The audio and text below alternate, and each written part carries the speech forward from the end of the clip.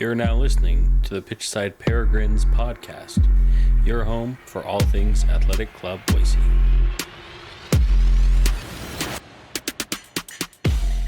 All right, everybody, quick word from our sponsor, KJO Insurance. Look, being forced to rely on a GoFundMe might suck, but knowing you have a life insurance policy waiting for your family if anything happens, that doesn't suck. KJO makes it simple and affordable. Please DM at KJO Insurance with Pitchside or call 208-883-4800. Welcome, everyone, to this week's Pitchside Peregrines podcast, where we get to break down the previous two matches Athletic Club Boise has played. I am one of your two hosts for tonight's episode, Elias.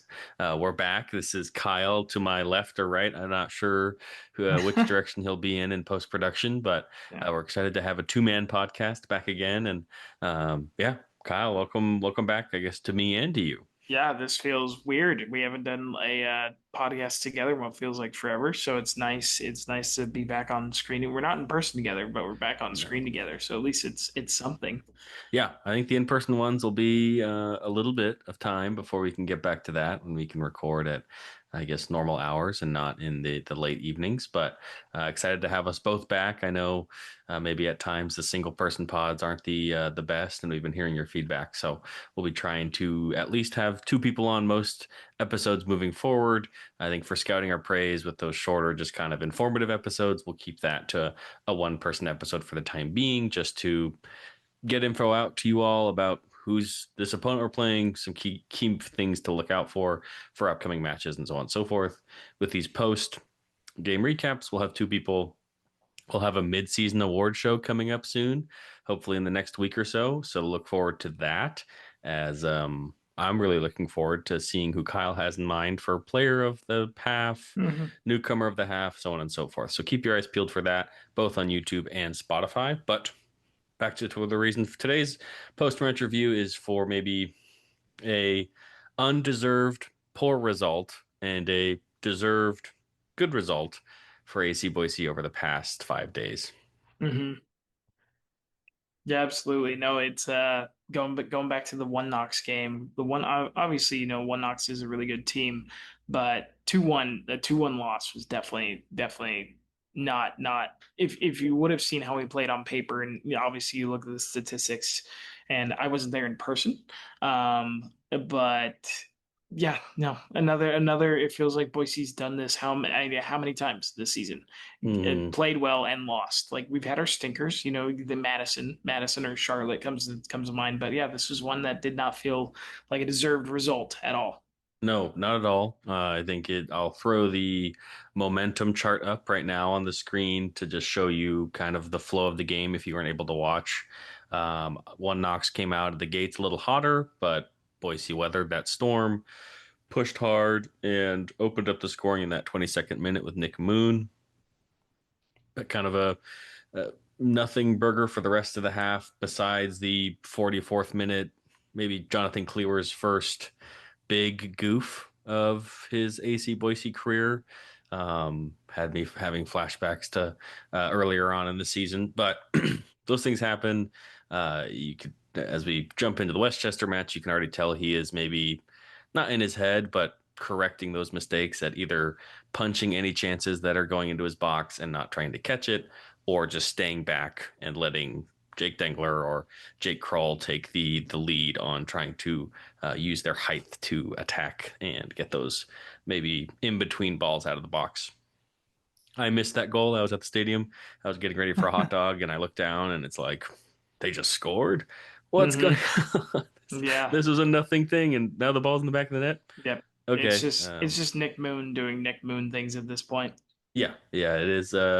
It was a interesting first half, to say the least. This game was on ESPN2.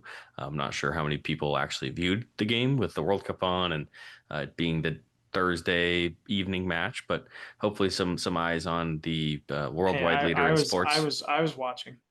Yeah, it was fun to, in at least my instance of missing the One Knox equalizer, quickly opened the phone and opened ESPN2 and said, "Oh, that's how they scored." Okay, well, that sucked. On to the next one.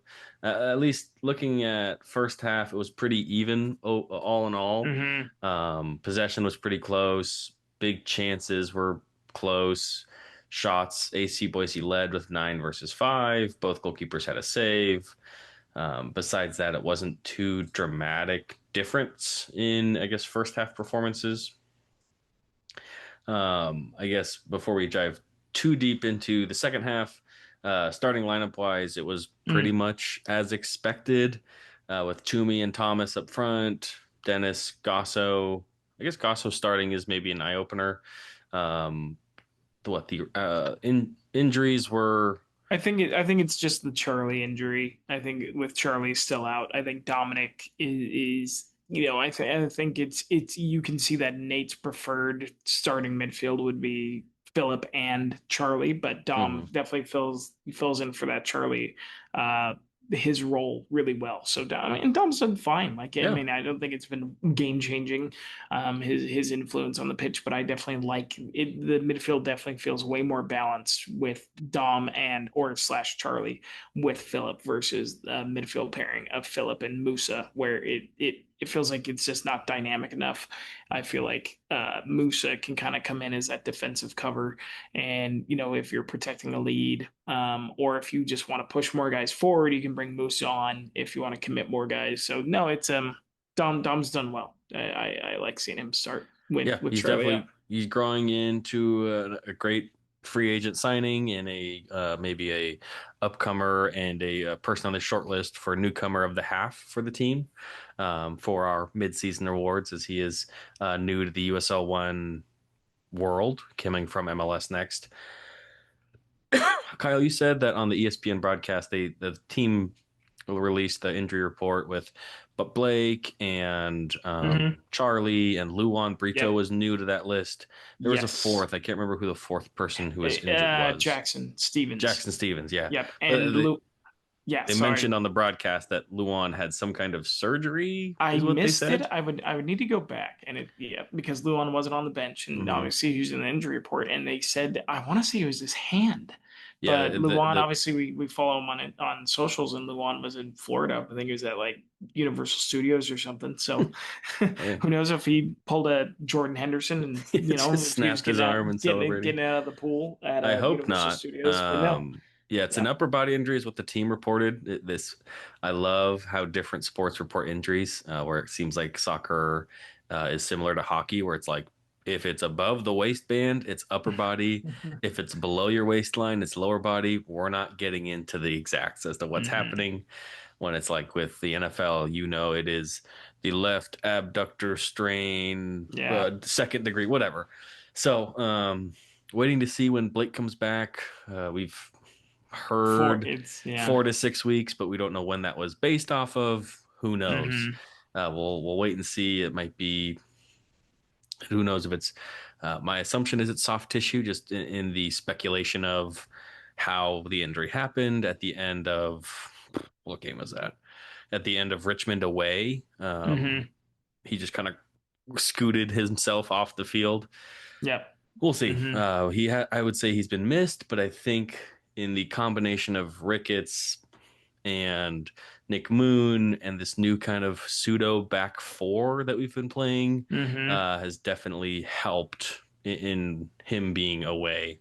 Maybe the Yeah. offensive creativity side Yeah. of it is being missed more, but I think this allows Nick Moon to be this ball heavy, ball dominant, Yeah. showing his dribbling abilities, showing his goal scoring abilities, showing his creativity, with Blake being out of the lineup. Yeah. It's when Blake gets back, we're definitely gonna have quite the selection headache. I feel like we at this point, maybe not what some fans would say is our strongest 11 per se, but definitely the Nate Miller start strongest 11. We feel like we know what that would look like. But man, what Nick Moon has offered off of like that inverted wing where he cuts in on his right foot, it's just he's a monster. He's a machine. He again, this was another game where he scores a goal, and not only where he scores a goal, but just his impact as a whole is just incredible. His dribbling and his ball control is just, I mean, it's beyond this level. He's way Yeah. too good for USL League One, and maybe he didn't show it for like the first like maybe quarter of this first half almost. Like Hmm. Maybe he's just a glimpses of freak. it. Like I remember early on, like in the Omaha away match, he had that instance where he dribbled through like six people, and Hmm. Nick Moon was like, "Oh, this is okay. This is someone." It just Hmm. feels like sometimes the game plan was to just feed it to the Blake side of the pitch, let Blake be that conductor, and let Nick Moon kind of be the big Yeah. head at the end of a cross. Yeah. Now with So Blake being out, we get to see that creativity far more in every game, and let everyone know the type of player that Nick Moon is. yeah. So it's so who's like so I guess we're diverting away from the game itself, but it's like when Blake comes back, who's the odd man out? And I Uh, think my personal opinion, and don't get me wrong, he's had his moments, but it's the consistency that really not bothers me. It's not the right term. I just don't. Mine would be Toomey. I would bench Toomey for Blake and let Blake play on the left and almost have Nick play centrally and just hmm.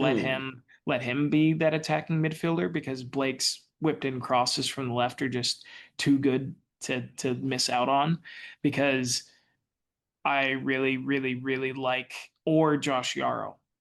Josh Yarrow, I was expecting he's been fine, but I was expecting more.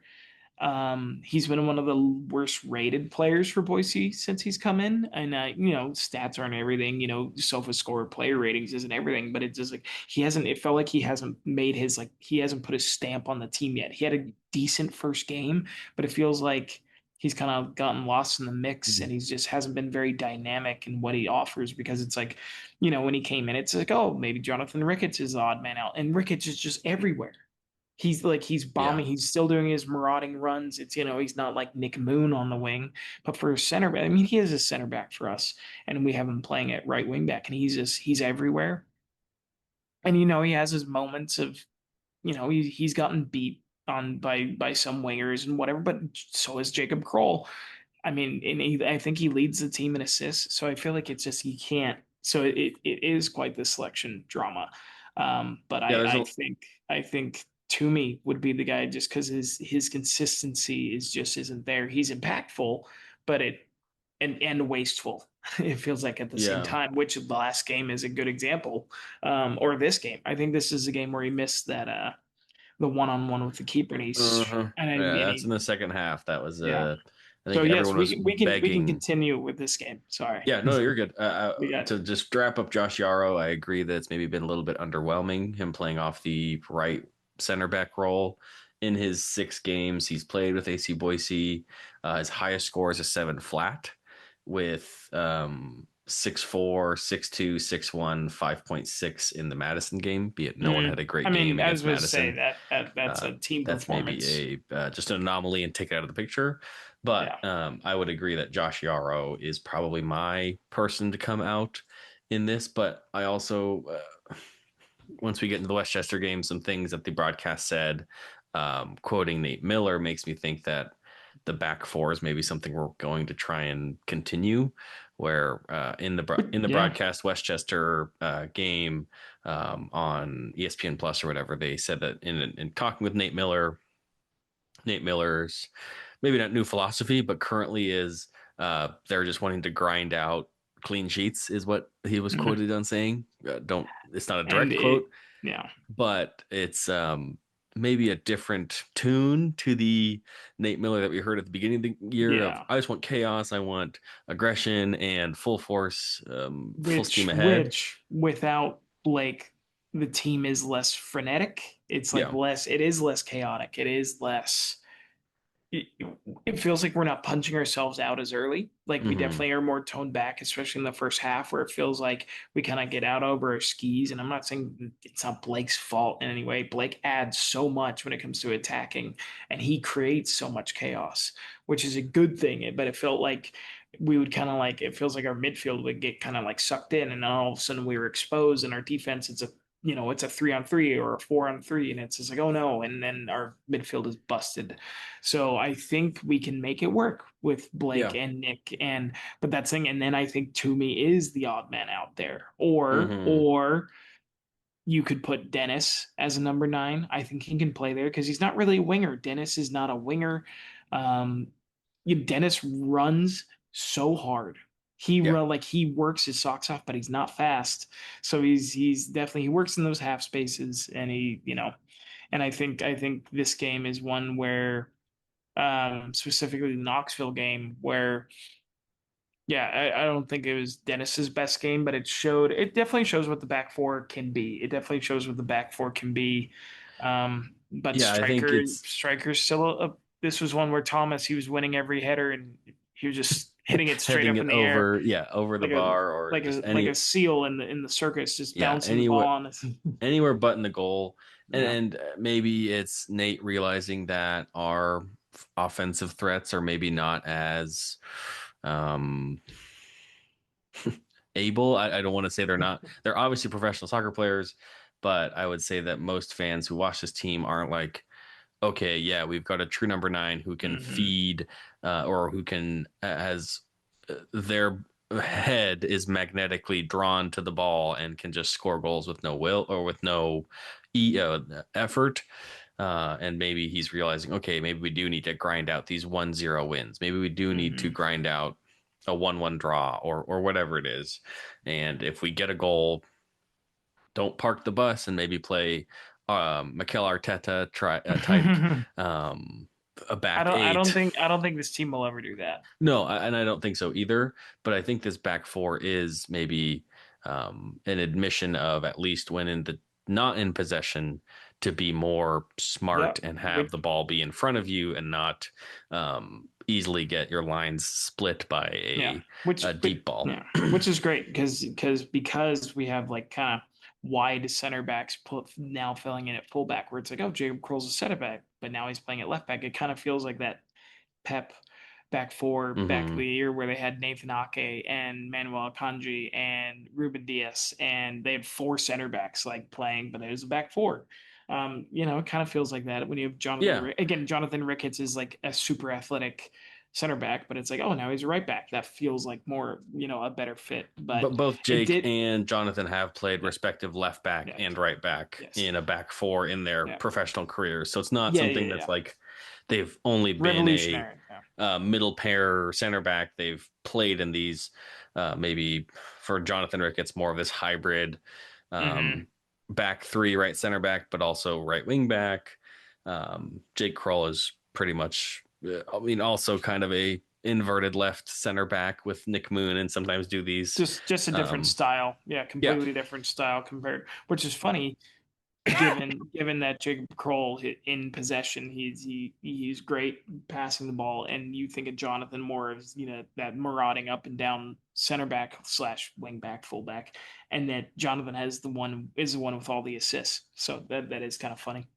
But that back four still didn't save us from the unfortunate, completely against the run of play end of the second half goal by one Knoxville, where it just seemed like Jonathan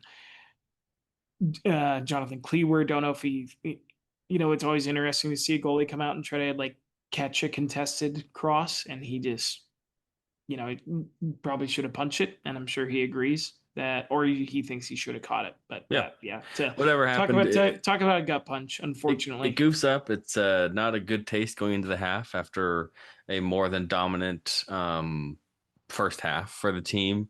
Where again on the momentum chart I showed earlier, it was all green, and then somehow a blip shows there's not even a blip of blue. It's just a No. Knoxville goal. So not a great way to end the half. But we go on to the second half where again Boise comes out of the gate, pushes, tries to get shots even in extra time. I'm looking at the shot charts here. Um, Thomas Among has 3 shots in 3 minutes, and all either were blocked or missed the net entirely or saved. Hmm. Heading in the second half, yeah, just The big one is the Toomey miss, is the that was one on one. after that's the 84th minute. 81st is when one Knoxville went ahead off of a Teddy Baker Uh, low Thunder, like dribbler a through thunderbolt. Thunderbolt through traffic.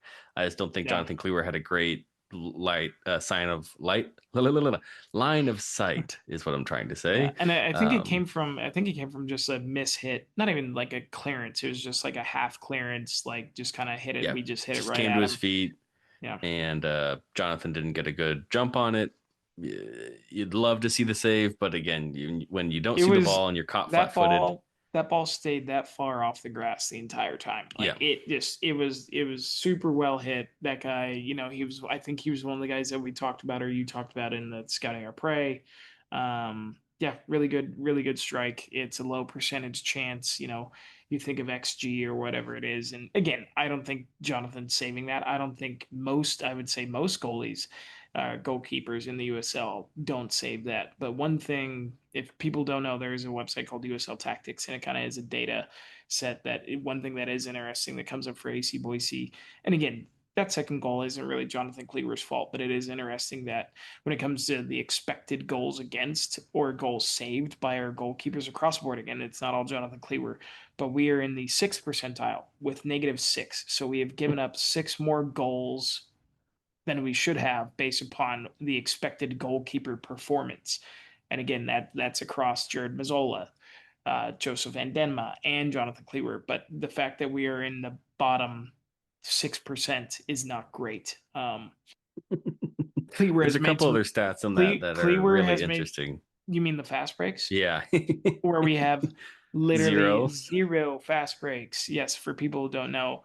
Um, yeah, there's a long pass share like 0%. We are the last zero. We are the last team when it comes to we also give up a ton of fast breaks. Yeah, we've seen that. Yep.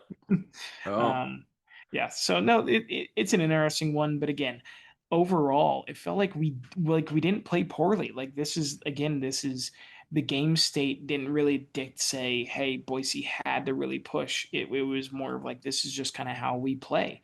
We play like a team who wants to be on the front foot. We want most of the possession, and especially given our lack of clinic, you know, clinicality, yeah. I guess, in front of Clinicalness. I don't goal, know. clinicalness in front of goal. It's just we need to be producing more chances than the opposition. Hmm. And unless it feels like Dennis is on the ball, Dennis is really the one who feels like, okay, if he's in a dangerous spot, he's gonna finish this or find a way to do it. Um, so yeah, frustrating result given that it felt like we did play well. And it was good to see those awkward like midweek games. It's what's the attendance going to be, and I feel like it looked like everyone was in good voice. Yeah. I think Yeah, again full we've kind of stadium. reached this point where it feels like every game's around this reported 7,200 tickets sold when I Yeah, think it's really probably like 65 to yeah. 6,800 people in the stadium. Hmm. Still rowdy, maybe not the rowdiest game as it was a Thursday evening. And Admittedly, you could hear the river guard really good on this yeah, broadcast, yeah. and yeah, you could hear the Jake F and Dangler The Jake, chant. they So that's love always Jake Dangler. yeah. Yes we do, and Um, that was a classic Jake Dengler performance. Like yeah, he had a good game. great He had a good game. game for sure. Yeah, again, Um, it was a good performance. Again, it we was. played well. I would have loved to see Toomey. I think Toomey also would openly admit that his 84th minute fast break that was, for all intents and purposes, not offside at all. I was hoping it was with how the ball went, but 84th minute, 3 minutes after Knoxville equalized or took the lead, excuse me. Toomey gets a breakaway, a greatly weighted pass, one on one with the goalie. And in that situation, I don't care where the ball goes. Just make sure the goalie at least touches it if it's going to be a shot.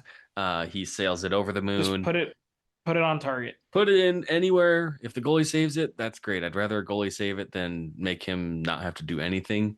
Yeah, So that was a massive chance, a probably the main majority why AC Boise in the XG department led and won this game off of expected goal percentage. All that yeah. to be said, didn't go in. It didn't. I know Toomey's going to want that one back, and the team would have loved to see that to snatch a point back and Hmm. potentially get the momentum back in Boise's favor for a last minute victory. But we can't get all of that. We aren't perfect at home, so No, ends up and with a it. 2-1 loss against one Knoxville, who was Yep, at the time of recording third in the table. and we did have quite a few people. We always post about what are your thoughts on the game? We had quite a few people who did reach out to us after that game. We'll go through a few of them just really quick. ML Daniel 15-25 squandered too many chances. They took theirs. Yeah, plain and simple. That feels like that happens to Boise all the time this season. It feels like we are feast or famine, quantity over quality type team. So if we can't keep the opposition from finishing their chances, that it is likely that we're gonna be a team who underperforms their XG, and so we need to produce really high XG in order to beat some of these teams who are scoring. So yeah, we just didn't put the ball in the back of the net. Under Zoe DRN, ref headed out for Dangler. I don't know. I didn't see if Dangler got a yellow card. I don't know. I think this is coming down to all. It feels like all of our corner kicks refs. Oh, was this the one where it felt like we were fouling every Yes, single and corner? Okay. that Okay, I can this was understand the true. I frustration. was going crazy. I thought I was going insane because yes, okay, that's what I think that is what she's referring to because it felt like every single corner is blown for a foul. And Yep, it's like, all right, we so had that 10 was corners. I didn't count, but I would assume seven, six, seven, eight yeah, were blown, we're and blown for a that is foul. partially maybe the It's not goalie. Dangler's fault that It's he's not six Dangler. foot He's eight, that huge. he's just It may bowling be through an people. overall refereeing update to the rules. I know the World Cup has new Mm. rules about less touching and less contact during corner kicks. But my argument to that would be okay, after the first three or four corners where you get blown for a foul, you maybe realize, okay, if this is how the ref's calling it, or maybe it's just one Knoxville flopping and the ref is going to call it and there's nothing you can do, but at least just try and not put yourself in a situation to have contact be there to present itself for a foul. Maybe that ruins our entire formation for how we're taking corner kicks, but if the ref is calling it that way, you've got to work with what the ref is Yeah, you looking gotta at adjust. and maybe Mhm. adapt is my only rebuttal to that, to people's frustration to, man, the ref's blowing the whistle every time. It's like, yeah, well, when a 6'5" person either lightly touches Imagine, someone or maybe actually gives them a good shove and he falls over, the ref is going to blow that, and you know that. So let's, imagine if Jake played like Thomas Mong, just like bull in yeah. China shop. Or It's like me, if he we, pushed me, it would be like, oh yeah, I'd go flying. yeah, that's So fair. that's I'm assuming where that's comment came from. I would agree that it felt like there maybe was a little bit of um, smart play by Knoxville, if we're being honest, where if you're Some in the dark lead arts. and any corner, if you feel someone touch you and you fall over, the ref's probably going to call it. Mm. And he continued to. So lastly, it was Shump Shump had two different Love that. messages. We need to take risks. So many shots that weren't taken because the situation wasn't 100% optimal. That's 100% how we feel, at least how I feel, where there's a couple times you can see a shooting lane open and players don't take it because it's not open long enough and it shut before maybe their brain said let's take this chance, or it's again just the tactics of this team is take it out wide, cross it in, and hopefully the ball bounces because Thomas Among isn't always going to be there on and when he's up against a 6'3" center back and he's in the upper I fives. Yeah, I will say I get why one Knoxville, their two center backs are like two of their highest rated players. Yeah. They are phenomenal. Yep. Skelton and I forget the other one, but yeah, they like obviously those two center backs are very adept at what they're doing. But yeah, it does feel like it feels like Boise is impatient when they should be patient, and then they get too picky when they should. Like Yep. at the end of games, it's like, okay, you can be panicky now. Like put the shot, just like cause some chaos. It's like we cause chaos at the beginning when we have the time to be patient and to like take the time to pick our shots, and then at the end of the game, it's like shoot, like hello, like let's like come Please. on, and then Yeah. that's when we choose to be picky with it with Mm-hmm. our shots. It's like just put them on target, like get them on target, make the goalkeeper work. Yeah. Like At least create some win a chaos second ball. Win a then. second ball. Yeah. Exactly. And their So other yeah, comment was interesting. Johansson needs to start. He was flying through the defense when he subbed on. Mm, Uh, I think yes, and it can be correct and incorrect. yeah. Where I think Hmm. Johansson has maybe found himself to be in like this super sub um, role, which I love. That maybe when he started in the right wing back role or um, right or left, whichever side he's been starting at recently. Right wing. There's been good times and there's been okay times versus I think when he comes on in like that 60th, 70th minute, he really shows some amazing ball carrying ability and some juice and some creativity and chaos for this side. I don't know if Nate Miller is seeing him as this like as a super sub or if he sees him as a rotational starter. Either way, I do think Johansson should get more playing time. Again, winger or maybe a number nine to see if he has that in him. I don't Yeah, know, he. but I know he has Yeah, experience playing in that striker role in previous stints with other teams. I would love to see him in the striker role because it feels like Nate, like you said, Nate Miller doesn't see him as that. However, he's obviously being played out of position. Whatever system we're running with is not a system that Johansson fits into perfectly. It's a it's a square peg round hole, and but you can see the quality. You can see the determination. Like he's a player who is he's going to get on the ball and he's going to run at people, and people love watching players like that. So it'd be fun to watch him and Omar on the same side, just because. And again, Omar is the same thing where it's just kind of like, is this a square peg round hole type thing where he doesn't quite fit the system? Um, or do we just need to play them like we play Thomas? Is it something more of like, can it be a poacher in the box? Can Joe be this true number nine? Can we play with a front three of take out Toomey and Thomas and you put in Omar and you put in Joe and you have Dennis up there and then that's our front three. Because we do, like, for all intents and purposes, it's a front three. It's a 3-4-3, or now it's going to be a 4-3-3 if we go to this back four type system Mm-hmm. with Blake and Nick playing where they do. Um, so no, yeah, I would love to see more of Johansson. It's a player who he obviously plays for the badge, but yeah, I mean you kind of have that feeling too, right? Where it's just kind of like something's not quite clicking. You can see that it could work, but we don't know how to make him fit to make it Yeah. work. And currently he is the 70th minute and someone has some tired legs. Hmm. Call Yukon Joe and he can get us through the finish line. Maybe assist on a goal or maybe score a goal. So He still has the best nickname. yeah, Yukon That's a Joe that's a is phenomenal it's there nickname. and it's not going anywhere. I think that's probably we've taken one Knoxville result a little pretty well. So let's move on to maybe happier days, maybe a more sleepy game. We Perfect. it maybe snuck up on both of us, Kyle. I think we woke up after our respective birthday on the 4th of Yeah, July. yeah. Happy birthday, by the way. Happy birthday. Yeah, we spent our Yeah, birthday together, watched it what Morocco against Canada. Great result. stinker. Yeah, another sleepy game, but woke up Sunday morning and said, "We play today." Oh gosh, okay. Let's Whoa, what's happening? let's get ready to we host a podcast about this team. We should be better about this. So, Hmm. um, against at Westchester, who previously we spanked 4-0 at home, and we got politely chastised by Jake Dengler that time because we had predicted far too many goals against. Kyle and I both. Well, I predicted a clean sheet, just not the final score. Yeah, yeah. Was that But one where I predicted like 4-2 or something 4-3, random? and I think I said 4-3? 4-2. Wow, I'm And Jake was like, "You guys really predicted that we're gonna let in 3 goals, and we stink out these guys." Final score was 1-0. A questionable own goal call. Uh, this is baloney.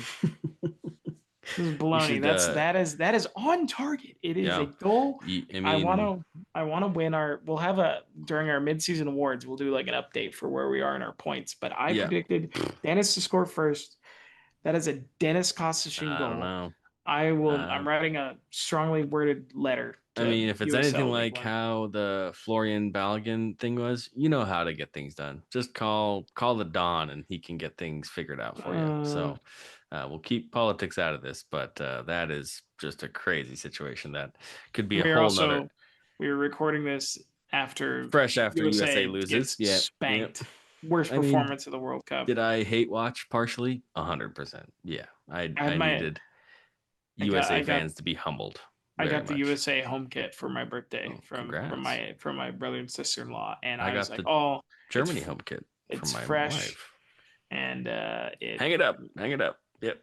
Now I'm wearing it. It's so nice. It's way better in person. I love that thing. I hope I feel that way about my long sleeve Germany kit when it gets here soon. Yeah, there you So, go. There you go. um, yeah, World Cup aside, we love the World Cup. We might drop another episode once we get to the final round of 8 and kind of give you all an We update. won't we won't talk about your bracket. No, no, no, no. Well, I got Norway right. I have Norway making the And a sweetheart boy. so far. Good So for you. that's my only really upside right now. Real talk. You're already paying for insurance. Question is, are you overpaying? KJO Insurance covers Idaho and the Pacific Northwest, and they'll shop around to get you the best coverage for less. As you can see on their website, they have plenty of options for coverage. So please DM at KJO Insurance on Instagram with keyword pitchside or call 208 833 4800 and tell them Elias and Kyle sent you. Now back to today's episode. There But you go.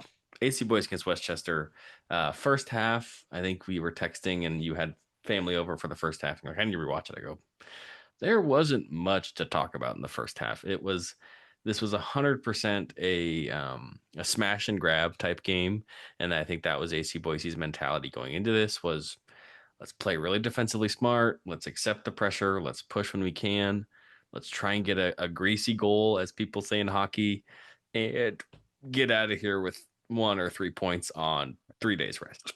And that's what the team did. I mean, some rotation in the starting lineup. Mm-hmm. You had Musa come in for Philip.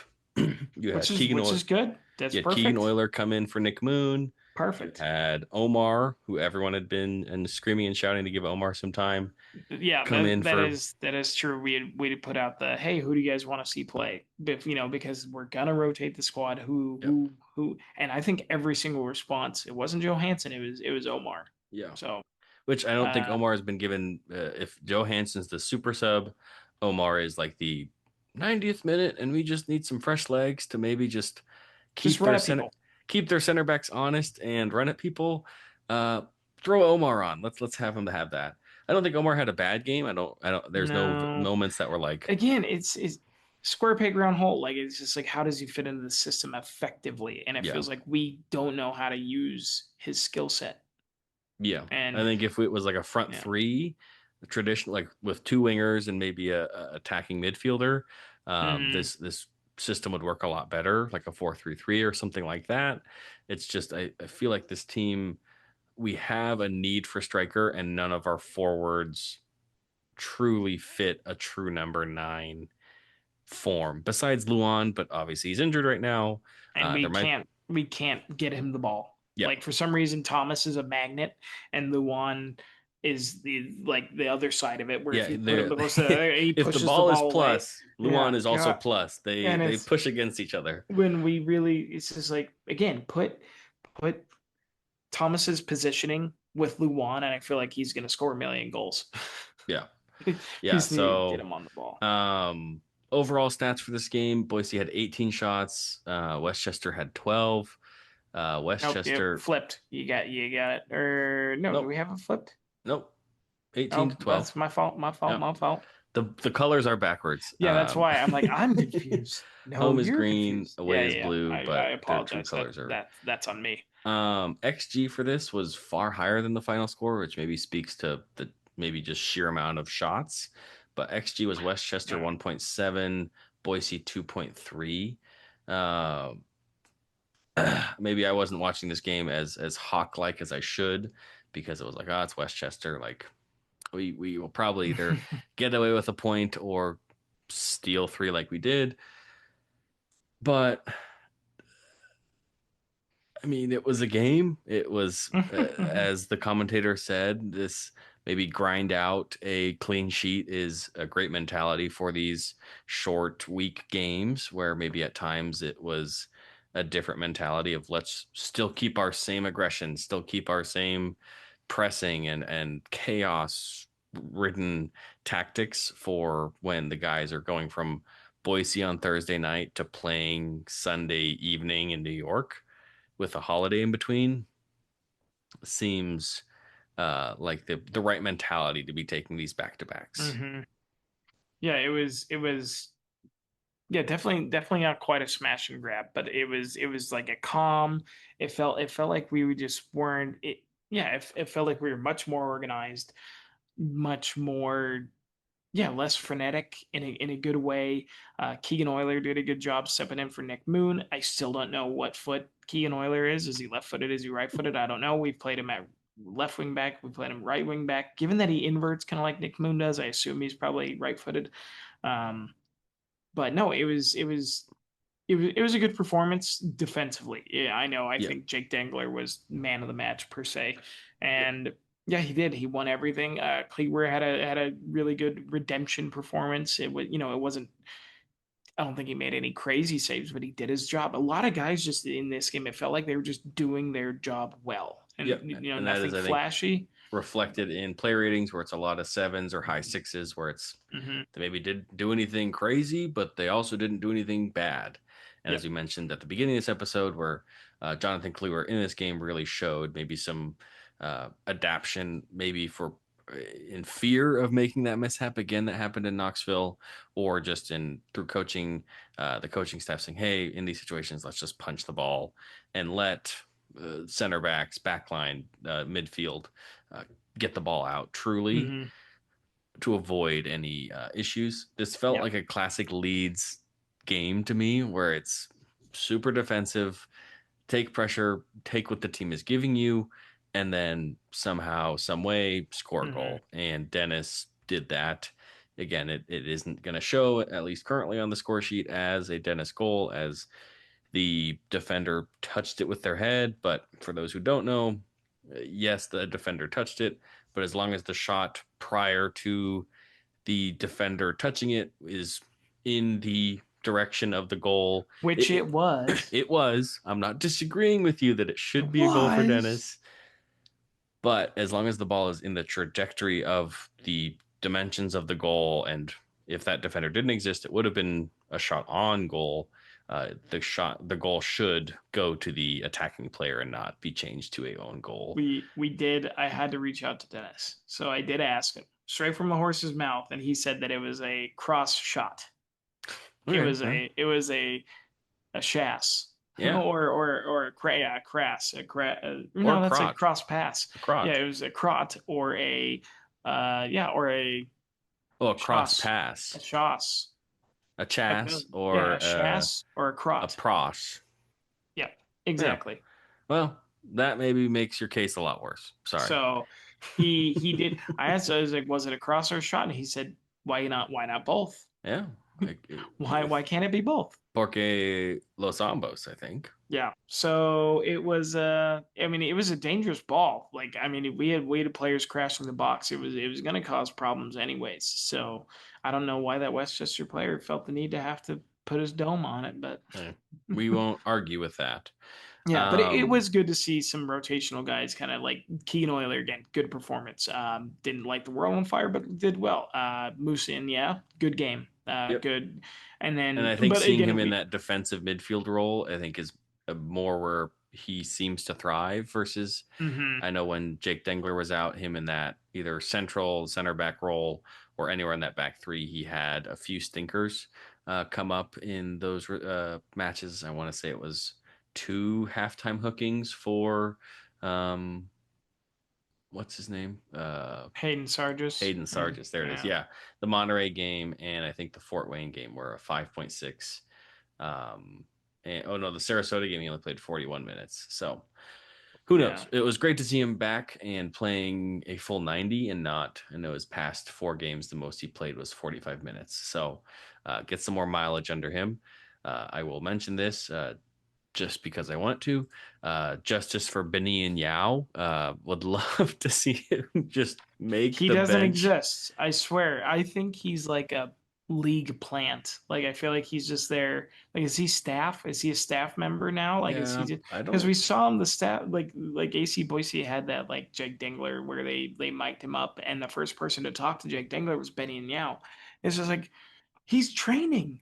He Yeah, has boots on. Like he's playing football. yeah, So it's he's yeah, there. I don't get it. I would I love don't to see him just make a an bench, appearance, please. and at least maybe we should have him on the pod. If Ian, if you watch this, we would love to have you on because every time we see you in these player from the club, these ask the players questions. there is an amazing personality behind that person. Yeah, yeah, he He seems seems very happy. hilarious. I know the few people who have seen him on the Greenbelt have had nothing but great interactions to say. So it definitely seems like a person who is enjoying Boise and enjoying his time here.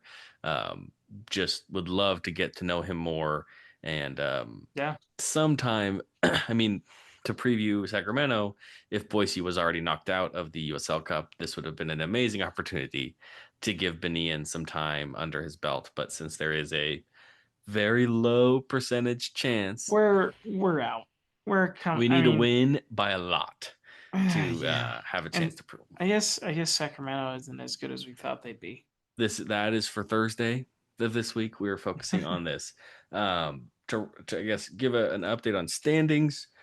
Boise currently sits at fifth in the table with 24 points through 16 matches played. Much better. We are officially halfway through our calendar of matches, given there are 17 teams in the league through 16 games. We currently sit in fifth, but we have the most games played from teams below us. So I'll throw up the table right now for those watching, but Fort Wayne's below, tied with us with points, and they have 2 games in hand. Forward Madison has 3 games in hand and is 1 game behind us, or 1 point behind us. Spokane 1 game in hand, 1 point behind us. Portland 1 game in hand, 3 points behind us. So Well, yeah, we'll of have the to. 3 other playoff teams, they all have at least 1 game in hand and just need a draw or a win to jump us. So I would put us again softly in my heart. We're in eighth, if I'm being honest with myself, given that each of those teams just need to collect 1 or 2 points and they're ahead of Boise Well, through. yeah, we'll have to throw up the points per game table again, Yeah. one of these posts. But I'd say that matches our performance. The funny part is it doesn't match our performances. It feels like our performances don't match some of our results. I feel like, but just base overall, a fair place to put us would be that an away playoff game, Mm-hmm. that seventh eighth position. Um, The one but shining light through all of this, I guess I think I've mentioned this in a previous episode, is we still Nick have two Moon. games against New York Cosmos, who have 7 points through 13 games. We still have 2 games Hey, against we haven't Greenville we haven't Triumph. played them at all, have we? Nope, Yeah, we haven't played them at all, have we? we haven't played New York once, we haven't played Greenville once, we haven't played Corpus Christi once. And all 3 of those teams, Corpus Christi is on a bit of a heater after starting a Yeah. generationally bad start. They have 18 points through 16 games. We still have Portland Hearts of Pine twice, who are a bubble playoff team, Mm, but that's 6 or 8 games against teams who are well below us in the table in the second half of this season. When we've already played Union Omaha twice, we've already played the rest of the playoff teams at least once. Actually, the rest of the playoff teams once. We still have Charlotte, Knoxville, AV Alta, Fort Wayne, Madison, and Spokane. So there's some hope that on the second half we have a easier strength of schedule, let's call it. Now, is this Boise team a team to play down to their opponents? I don't know if we have enough data points to say that, because a lot of the teams we've played have been either in our weight class per se, or maybe mhm. we're boxing above our weight class. We'll see. I think it's all going to boil down. I know through the next couple months, things slow down we don't have many 3 game weeks anymore where we play on a Saturday, a Wednesday, and a Saturday. It's going to Mhm. be more come September. It'll be a more traditional soccer football schedule where it's 1 game a week on Saturdays, and there's not this crazy. Some teams have played 12 games, some teams have played 17 games. Yeah, Everyone yeah, is at the it's crazy. same games played, and we have the table is what the table is.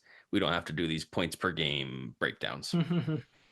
No, that's fair. That's fair. That'll be nice. Yeah, I forgot it. It's like, well, we're halfway through the season, and yet it's like, well, we haven't played every team once, let Yeah. alone twice. So Uh-huh. that is funky. That How is the scheduling of USL. that is a third tier American football league. Yeah, So we yeah, played Richmond back at what, twice in a week. And yeah, I yeah, think yeah. Basically. similar to that, there are a couple other events where it's like we play another team within home and away in a 2 week span. So interested to see the rest of the season. Sorry, maybe there's not a bunch to say about the Westchester match. It was just kind of It was a business event where yeah. Boise came in. I'll take that. Yeah, they I will bought take they. that. I guess this is an example of a team that was below us in the standings, and we did not stoop to their level. Now, would I have loved it to have been two and not one? Everyone would, but some of these games just need to be a 1-0 victory and get out of town and fly home. Yeah. Yep. So, And it's which one of our comments on Instagram was it's exciting winning 4-0, but I'd rather take 10 suspenseful 1-0 wins versus 3 wins and 7 losses winning, 4-0 or losing 3-2. It's like we'll take the 1-0 all day, yeah, every day. Give us a 1-0. It any clean sheet feels good. Any clean sheet feels good. And sometimes it's like, all right, job done. 1 goal, who cares? 1-0, 1-0 to Nate Miller's Green and Black Army. yes, we love the Green and Black Army. That brings our clean sheet total to doing this on the fly to 5 this season. 5. That's more than I thought, if I'm That being is way honest. more. That is off the top of my head. Like if I just would Sarasota have guessed. game one is what I remember. Oh yeah. Union Omaha recently, Union Omaha. Westchester recently. Westchester at home. Yeah. When we beat him 4-0. Yeah, the 5. I mean, FC Naples was the other one. yeah. I think that's it. Westchester, Naples, Sarasota, Omaha. There's your We're 5. we're an all or nothing type team. Yeah. Yeah. So, I think we're gonna not do stars of the game, and we'll just kind of come. We We'll we'll update them internally and have those yes. results for you at We our big mid-season we extravaganza we reward. it's hard to keep track of that stuff. It Yeah, slips I by think like we're learning our lesson. We're taking our medicine on it. Maybe picking 3 for every game is a little much. Next season we'll have some. We'll learn our lesson and we'll adjust accordingly. yeah. So We'll hire an admin. yeah, my wife. Or Nora, my daughter, when she's like Oh 5 or 6. yes, She's getting up yeah, there, she can at least point at the TV and just yeah. goal. I So did see that a meme where it was like, when your kid turns 7, it's son, you're now my employee. Get to work. It's like, yes, that is true. That is true. When I turned 8 and I could push a yep, mower, I became my dad's favorite yep. employee. Hold the Um, flashlight. can't wait for that. So, Oh, yeah. with that, I guess just housekeeping event. I am now on baby Housekeeping. watch as Kyle has enjoyed his and is back to work. So, I will probably be taking a month. Who knows? Maybe a guest appearance here and there. We just won't know until baby Yep. boy is here come late July. So if I randomly fall off the map, my man Kyle here will be um, taking the reins of this event and this Yeah. show. So if you do want to record with Kyle, because I totally dropped the ball and we had a bunch of interest and I just didn't use the interest, reach He's a out to us busy on man. Instagram. Kyle will try and find times. It's just we do record at funky times. So as long as you're okay with We that, Kyle stays up till 2 o'clock in the morning. So if he could record at yeah. midnight and 1 o'clock in the morning, he would. Kyle, I don't know how he lives. It's 11 p.m. right now and I am very tired. So Yeah. uh I got 3 hours of daylight, that man. is crazy. I need my beauty rest. As you can see, I'm a very pretty person. So um really happy to have you back, Kyle, or have us both back to Yeah, be talking to one another. I know that's something we've missed, and it's been at least a month of just me or yeah. you doing things. And so, But there will uh, be a new face on YouTube on the screen, so we can tease it a little bit. oh yes, yeah, Yes, I'm yes, yes. working on it. We are. We had a player interview. I dropped the ball and did not post it this last week. I will keep the player's name to myself, to ourselves. I'll let you see live either on YouTube or on maybe some teaser reels once I get my crap together and post No, that. So hopefully we have more. I think the clubs will be waiting on us to post this to see if we're just totally painting this player in the wrong image, which we aren't. We're not going to. no. We are going to make him All questions shine. were pre-approved. Yes, 2 thumbs up. We love it. Thank you, AC Boise, for giving us this opportunity. And hopefully, in the next week or so, we'll get that Yeah, out so you can start to learn who these players are and give them a spotlight to just tell us things they like. how they got into this sport, and maybe some other fun questions. So keep your eyes out for that. If you've made it this far, thank you for listening to us for about an hour now. Of We course. are getting into our back into our rhythm of talking to one another. So if you are, drop a comment, like the video, share with a friend, share with your grandma, your crazy uncle, whoever. We love talking about this team and love telling you our thoughts and being a comedic, informative podcast when it comes to Yeah. Athletic Club Boise. So, And come say hi at the yeah, games. come say hi. Section 205. We will awkwardly have a conversation with you if I'm being 100% honest. We try our best. It is, we've talked about this before on the show. It is just awkward seeing someone who they know you, but well, they know your face, but you don't know them. And we might know your Instagram handle or something. Yeah. If you tell us that, and you've been active in either DMing us or responding we will to, know. I will know more about you than you'll need to know because Instagram tells us so much. Yeah. Joking, of course, your personal information is all hidden. I will stop rambling and get this show ended, unless Kyle, you have any last closing thoughts. Nope. Perfect. So keep your eyes up this week for scouting our prey for Sacramento, our last, well, knock on wood, not our last, but most likely our last USL Cup match. It's coming out, and then also probably come this weekend, maybe a post. I don't even know if we want to do a post match for that. We'll decide, but our mid-season award show where Kyle and I will be dressed to the 15s in our tuxedos and ties to award the coveted pitchies, or we're going to workshop the name. I'll ask our AI department for some names and some amazing renderings for the trophy we'll be presenting to these players. That's amazing.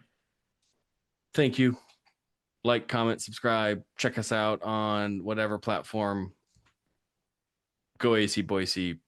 Go Pitchside Peregrines podcast. I'm going to start We're waving. out of here. See ya. Bye.